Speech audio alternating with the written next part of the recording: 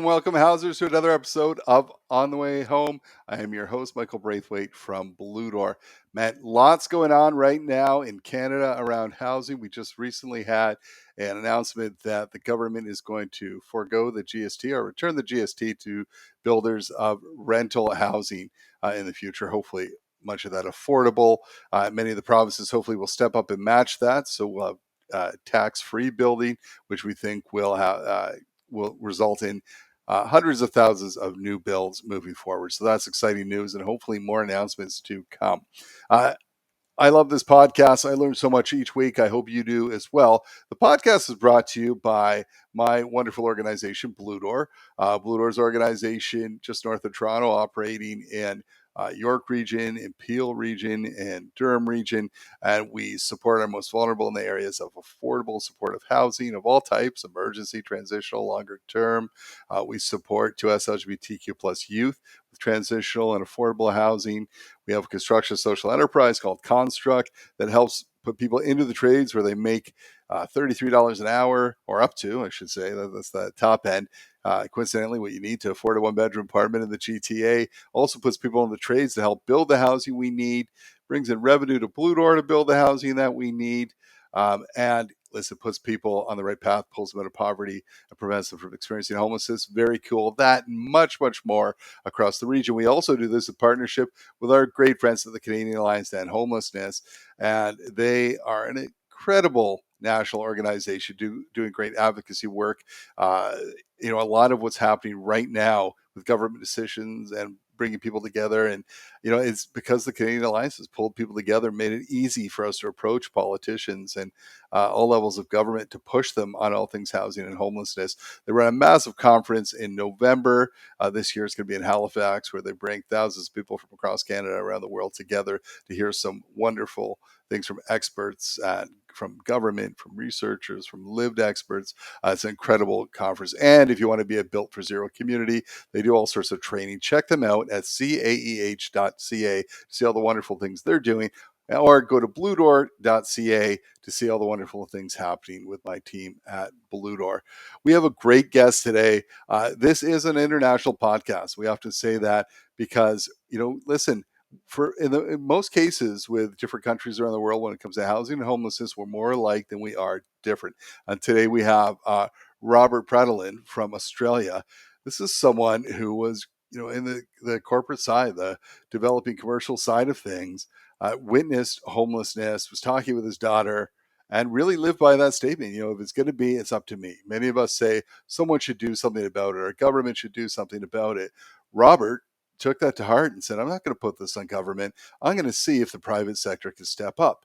And he talks about that economic argument is, how much does it cost to do nothing? And we've talked about that on the podcast before, on our healthcare system, our legal system, our housing system, all those costs of doing nothing versus doing something. There actually is an economic argument to say our economy is much, much better when everyone has a safe place, an affordable place to call home.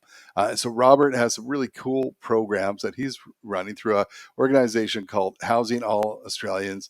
They're doing different things there where they're looking at vacant properties, working with the private sector pro bono to get them ready, turning those buildings while they're vacant over to a nonprofit who then houses their clients in that house for maybe 5 to 10 years or however long that's vacant. Just doing great work. There's another piece right now. They're doing a housing register for Australia that they just released actually today as we record this. And it's all stuff that's transferable to Canada or other parts of the world. So interesting to hear what's happening in Australia, the solutions they're tackling their housing crisis that's very similar to Canada, how they're going about doing that, and much, much more. It's a wonderful conversation. I hope you enjoyed it as much as I did. Let's go to that now. Robert, so excited to have you from the other side of the world join us on today's podcast. Thanks for making the time. It's a pleasure, Michael. We ask every guest that comes on the show, even those from a different continent, the same question, because it's a little different for everyone with some similarities. And that is, what does home mean to you? Well, home is a very interesting word because I think we all have our definitions, but when it comes down to the fundamental nature of it, it's a safe place where you can reside at night, have your family around you, care for each other, have a bit of fun, and then move on to doing productive things for society. So it's just a fundamental thing that all human beings must have. Otherwise, we have unintended human consequences. And I'm sure we'll touch upon that in this interview today. Absolutely. Well said. We always want to get to know our guests a little bit. And so tell me a little bit about your journey into the work you're doing now. Well, I'm actually a capitalist. I'm actually a property developer. But even if you're a capitalist, it doesn't mean you don't care about vulnerable people. And while I was working as a developer, I was developing housing, land, apartments, a whole cross section of dwellings, thousands of them really.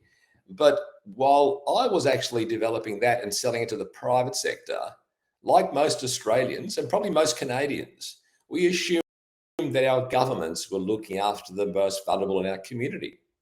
And I discovered that they weren't. And that actually shocked me because I was in the industry. So that led me on a bit of a quest, a learning quest with some universities, and the whole housing, which is they were on conversation with my daughter.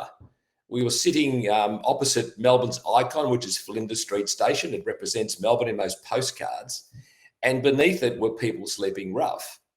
And a few days earlier, there was a news story about how a grand hall that actually exists above that train station had sat empty for decades. And a homeless guy came up and asked us for some money. And we gave him some coins, but we started a conversation after that. And I said to my daughter, I wonder how many buildings in Melbourne are empty.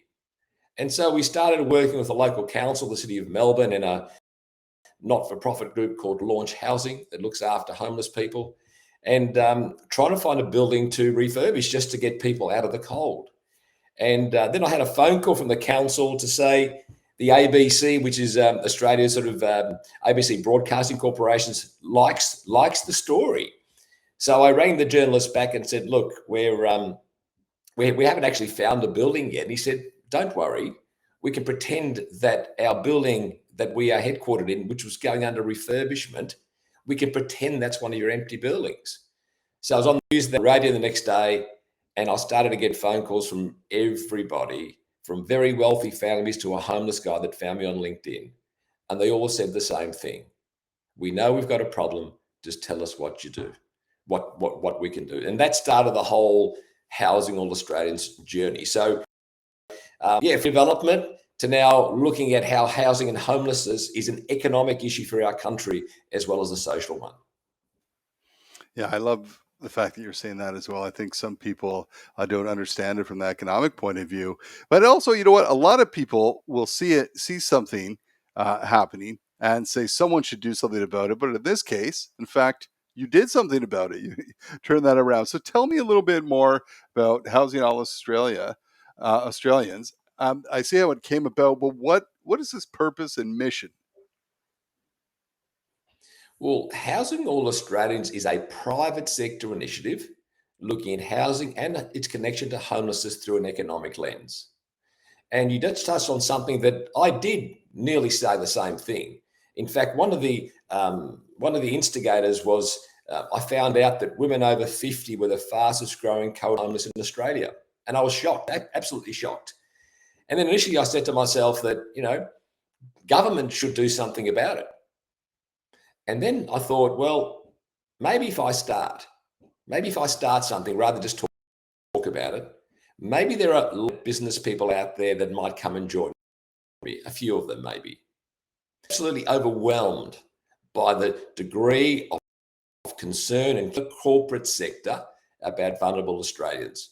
And what Housing All Australians is morphing into is an organisation where value-aligned organisations can come and actually contribute their skills or services through someone that talks their language. Because the language between the not-for-profit sector and the private sector is very different. So Housing All Australians are value-aligned corporates and individuals that want to make a difference. They do care, and business actually is not a bad thing. Unfortunately, in Australia, I'm not sure whether the same perceptions exist in Canada, but business is all around being greedy. This is the perception, and they don't care about community. Well, it's further from the truth. And we have millions of dollars worth of goods and services donated to some of these refurbishments that we're doing, which I'm happy to talk about, where we can actually refurbish existing buildings that sit empty. And then we hand it over to a not-for-profit to do the hard stuff, which is the people stuff. Because in Australia, it's taken 30 years to get to, and it's going to take us at least 30 years to get out if we're serious. So this is a huge economic issue for our country. Absolutely. Now, I'm wondering if you've received much pushback, because absolutely, to your point, sometimes in our country, what happens when the private sector, and as of late, the private sector has got involved. They worked with the non-for-profit sector to put together a housing accord, which they put forward to government. And private sector has to play a huge role in ending homelessness. But there has been some pushback saying, hey, listen, at the end of the day, you're still looking at profit. Have you felt any of that pushback at all? And what are your thoughts around that? Absolutely. And look, you always get pushback to profit from the people that sort of lean to the left. But if you think of it really, if you take a step back and think of profit, profit's actually a good thing. Because one, it makes the business sustainable so they can do some good things as well. But to me, profit means that you're using society's resources efficiently. Everything in society has got a price to it that society's given it.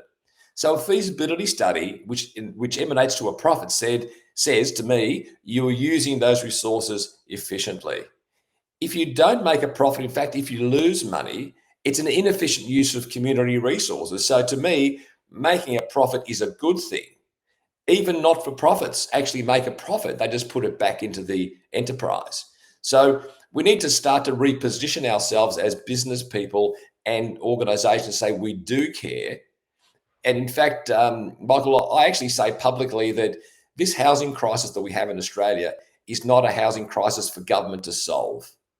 It's one for us to collectively solve. It is too big for our government to solve alone. And unless we, the business community, are part of the solution and truly collaborate with all levels, we will never solve this housing crisis, and we'll leave an economic and social time bomb for our grandchildren to have to manage. And to me, once you find out these things and learn about what you didn't know, it's acceptable not to try and do something. I love that. I love that. You talked about some of your examples. Can you talk about some of your projects, some of the things that have happened, what you've done, and what the results have been? Sure. There's a few things we're doing. We've got a one-page strategy because simplicity to me is the way to actually solve this. And it's got a few pillars. One is let's utilize the existing buildings that are lying empty, waiting for the next development cycle, and use them to actually house people. And I'll come back to that. Then we did a series of economic reports, which we now call the Give Me Shelter series of reports, where we quantify the economic cost to a future Australia of not providing the housing we need. Then, and we've launched this today, our affordable housing model with a private sector lens, which unlocks private sector capital, not government, to drive affordable housing through collaboration. The three main pillars that I wouldn't mind touching on, but the first one is this one about using empty buildings. When I was on radio and TV, someone that knew me rang up and said, we've just developed a new aged care facility, so we've decanted everyone into the new facility, but the old one is sitting empty, and it's 52 rooms. So with the support of Metricon, who is a large home builder in Australia, we refurbished 32 rooms of those 52, and we gave it to the YWCA to help women over 55, which were the fastest growing. When I learnt about that fact, 4 years, over 100 lives have been stabilised at no capital cost to government. We now have another major builder coming in fact, as of next week, and doing the other 20 rooms pro bono. We've got over 150 rooms under refurbishment or finished in Australia, both in two cities, Perth and Melbourne.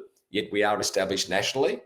And it's all done through the goodwill of the private sector.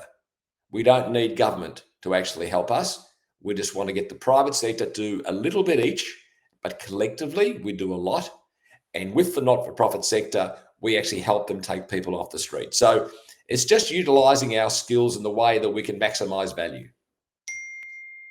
Let me ask you about the model. So there's a program. I actually was part of starting it with a group called a national group in Canada called Raising the Roof. It is a charity where they actually look for vacant, similar, but they look for vacant buildings either through government, they get them donated, through development communities, through different ways. They might even purchase at some point. They take that vacant building, usually in really bad shape. They actually bring in, and this is maybe an idea you want to take sometimes, they bring in a construction social enterprise that does the actual work on it. And so those people are helping people get into the trades and get them out of homelessness, right? Because you need people to build buildings. And then they hand it over, like you do, to a nonprofit. But the difference is that nonprofit, the building remains part of Raising the Roof. That nonprofit has a lease where they're paying 30% of their household income usually to Raising the Roof, whatever organization, and they put whoever they want in it and they manage that building. Do you actually hand the physical asset over and that's done, or how does it all work? Well, it's done because the building's going to be reused and repurposed later. We broker roughly a 5-year lease for a peppercorn rent because the building's going to be sitting there vacant anyhow. So let's do it for a 5-year peppercorn rent. We refurbish it, hand it over for 5 years for the not-for-profit. So this is a short-term solution. It's not a long-term solution. We have to build hundreds of thousands of homes to actually take people off the street. But we have something similar to in social enterprises and construction too. And yes, 30% of someone's income is what the not-for-profit sector, the community housing providers do. But that probably moves me on to the other point about this affordable housing register that we've launched today in Australia. And that's with a public company called PEXA. And what that register does, it enables a recording by local government of all the affordable housing commitments. And through this register, not only can local government have transparency over the investment in affordable housing, but because the register exists, the developer can then package up an affordable home at, let's say, 70% of market rent, put a restriction on title for that effect to stay for at least a period of 30 years. Then the developer can actually sell it to their mum and dad investor base, and it will always be able to be monitored on the register to ensure that all stakeholders comply with what their obligations are. The tenant has to be a conforming tenant to certain income obligations. The rent has to be at a percentage below market rent that's agreed, and the tenure is at least 30 years. This unlocks private sector capital to drive affordable housing. And I think it's a game changer in this country. Absolutely. I think so. And why do you think it hasn't been done in the past, Robert? What has held people back? Sometimes the simple things are sometimes always overlooked, but let's face it, technology's been advancing quite quickly. The local government that negotiates some of the agreements have been keeping them on. So people have different spreadsheets, but once they retire, unless someone remembers where the spreadsheets are, people forget about these obligations. So this register is on for in perpetuity. It will actually monitor compliance of all stakeholders and notify local government if it detects non-compliance. So it's management light. And it can be actually the income bands that every local government might have something slightly different. The income bands are respective to the local government area as to who they want to attract in terms of essential workers. So it is quite flexible. Now, you mentioned being in the news and being in the headlines and doing that, but also you've inspired a film. I believe that Margot Robbie actually narrated. Can you tell us a little bit about this film? Yeah. Initially, I inspired the film, but I was part of it, and I played a small part in it. But what it is, it's a film identifying lives of women over 50 and how expect lives to be totally different and not ending up being homeless. And it's quite a moving film because the women that are in the film could be your mother, your sister, your daughter, or someone that you know, because they are quite normal looking. And I don't use it in any other term other than say it could be any one of us. And that's was screened at the Melbourne International Film Festival last year. It was on the ABC this year. Yes, Margot Robbie did narrate it, and I think that's a great thing because hopefully more younger women can see that to make sure that they don't end up in that case. But we're now using that corporates to say, this is what is happening in our country. I wasn't aware of that. Are you aware of that? And if you're not, this is actually the situation. And given that we are considered to be a lucky country, is this the legacy that we want to leave our future generations? And the answer at the end of it is always no. So what are we going to do about it? And that's really our call to action to corporate Australia. Amazing. And yeah, it's such a great use of film as a medium to make change happen. Very, very cool. You've talked a little bit about older women being the fastest growing group that's experiencing homelessness in Australia. Can you paint a little bit of a picture of what's happening across the country right now in terms of housing and homelessness for maybe our Canadian or North American listeners? Well, I think we're very similar, but I must admit I'm not on top of the Canadian housing landscape as much as I am in Australia. But the women over 50, a lot of divorces, no superannuation, they find themselves homeless at 50, 60, 70 years of age. But the more broader picture about homelessness in this country is that it's now extending to not only the homeless side. See, I see homelessness as the canary in the coal mine to a much broader issue in our housing continuum. Because at the end of the day, if you don't provide enough housing, people are going to continually drop into homelessness. And that's why we have to go upstream and supply what I call the non-market housing and supply that to stop homelessness actually happening. But getting back to your question, we've got a housing crisis that's now affecting business. Business cannot find key workers close to where they need them to work to serve society because the housing rental is so expensive, no one's prepared to drive that distance to where they need the work, and therefore there's a worker shortage. On top of that, Australia has an immigration policy where we're trying to attract skilled immigrants. And there's a target that the federal government set of 300,000 plus in the next couple of years. Well, if we're going to do any more housing, to be quite blunt, being a developer, it's going to take at least 5 years for any additional housing to come on the market if they decide to do it as of today. So if we think the housing crisis is bad now in Australia, you wait till 3 years while these essential workers come in, which we do need. We cannot turn on a tap and produce housing. In my view, homelessness is going to go through the roof. This is now a national issue. The politicians are trying to find a quick solution. There is no quick solution to creating housing supply. It's a 30-year strategy.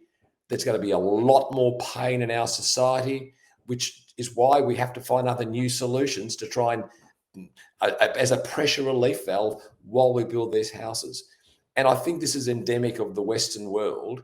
We need to relook at how we've actually structured our societies to make sure that we're not polarizing them. Because if we let it to continue on its current trajectory, at some point in time, we will have civil unrest. And that is in no one's self-interest. Everything you're saying there applies to our country right now. It's in the headlines. Our federal, the party that leads us federally is feeling huge pressure. We had our first national housing strategy in 2017. Some big steps, not big enough because we're feeling that crunch right now in our major cities of Toronto and Vancouver. You need a average household income of $100,000 to afford a one-bedroom apartment, or $33 an hour is the wage you need to make.